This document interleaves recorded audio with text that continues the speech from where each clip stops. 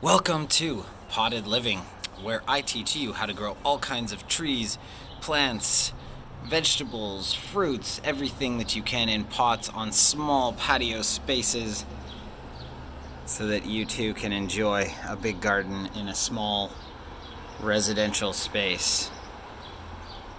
Today, what I'm going to talk to you about is growing in pots. What I learned over the last few years of growing in pots is that the soil drainage is incredibly important, and most pots that they sell at the stores are not all that helpful. This little guy that's in the video right now has nothing to do with the video. He's just my favorite solar light that I have, my little 7 dwarf man. But we'll move on from him. I'm going to talk to you today about pots. Really quickly, I learned the secret to growing all kinds of fruits, vegetables, even my citrus tree here, as you see right here, my Valencia oranges. Only a couple made it through the winter, hopefully more coming. We're just starting back into the spring season, so more flowers coming. But anyway, growing in pots on patios and other spaces, you need absolutely great drainage. So most pots do not have enough drainage, and the water tends to sit. If that happens, you get all kinds of root rot problems, and the plant will definitely eventually die. How you can avoid this, whereby you can never really overwater, is by having the right pot. And so what I use is actually a modified self-watering pot. So at the bottom here, there's a bottom line right here, and this actually has an upside down tray with holes in it. So this is a self-watering pot sold from Canadian Tire. And what it's designed to do is actually hold water down here, and some of the soil goes down the edges and is technically supposed to leach into the soil and water the pot, so you can take off for a month and I'll keep watering the plant. What I found was that for almost all plants, this was just too much water being held down here, and so what that did was it eventually just drowned the plants, and I killed probably 2 or 3 plants in my first year with that method. So what I actually did was I drilled holes in the bottom of the pot, which you might be able to see.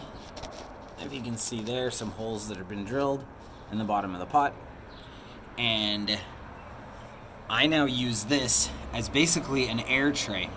So instead of holding water, what happens now is as I water my plant through, the water trickles through the soil, trickles through the soil, gets to this gap here where it would usually hold the water, but now it's actually funneling through and escaping out the holes. This actually serves 2 amazing purposes. One, with these holes at the bottom, it actually allows some airflow into the underside of the roots, which is incredibly important. This is usually created by rodents and animals in nature who dig and burrow and create all kinds of space and air pockets around the roots, keep them healthy.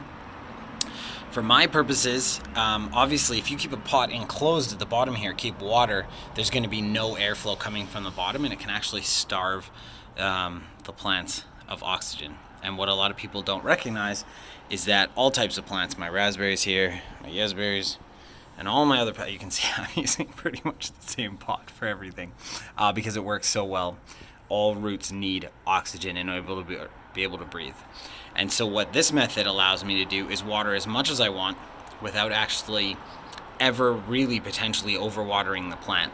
So it's a really nice fail-safe. Now, of course, what most people are going to say who are plant people is if you're watering that much, you're going to leach out all the nutrients, and that is true. So you do need to have a very good fertilizer schedule. I did not have a good fertilizer schedule last year, and some of my crops were a little light.